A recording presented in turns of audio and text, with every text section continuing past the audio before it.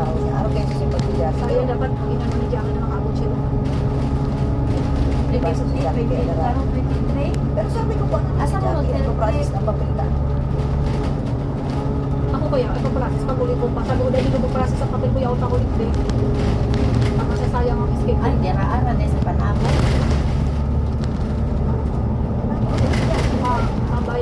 Mabayad lang sa kami 20 economy. Saka ano nga ni, dapat mauli itong Pilipinas, itong lalaki ito. Si Jackie mauli man. Pwede na lang Sabi si ni John Jackie. Paul or kamukha mo Sige nga, sila hindi ka nagreklamo, hindi mo sa kasawang kung makulugo na bitis ka lakaw-lakaw. Paano mong pangayin sa Pilipinas? Hindi na nag-uli. Si Jackie na lang siya nag-uli. So, sila ra. pero kung masunod yan si Jackie, nakapangot lang si Jackie. Ako sa samantalahin niya na ito. Itong lalaki, nagpapurahan, nagpapurahan sa laban ng negosyo. Ako kayo itong naging kami ni Boyd, daig niya in-expect na makakaloy na sa US. Ang petisyon sa iya, haloy na. Sila ba naman na? Taon na dekada na ang petisyon sa iya. Kaya lang nakamagay siya na Mag-amot na sila. pero, kaya nga sinasabi ako na ako daang so kaya nakabot sa iya. Kahit kung naging kami na, mayroon ako sa Dubai, siguro kayo pa kung buwan na yun.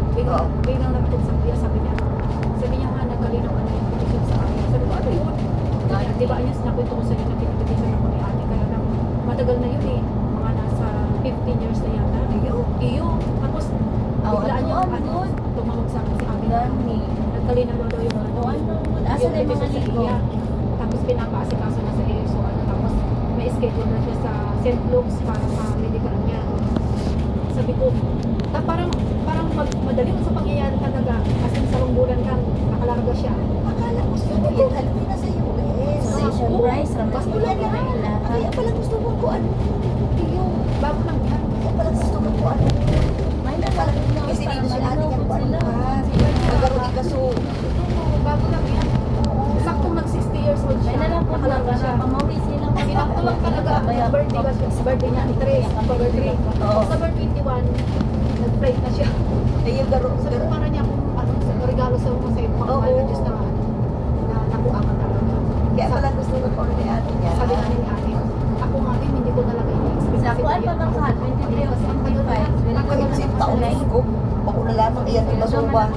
Akala ko, binasura na yung ano niya, yung documents na yung papers niya. Tapos bigla niya may dumating sa bahay namin na sulat galing sa immigration.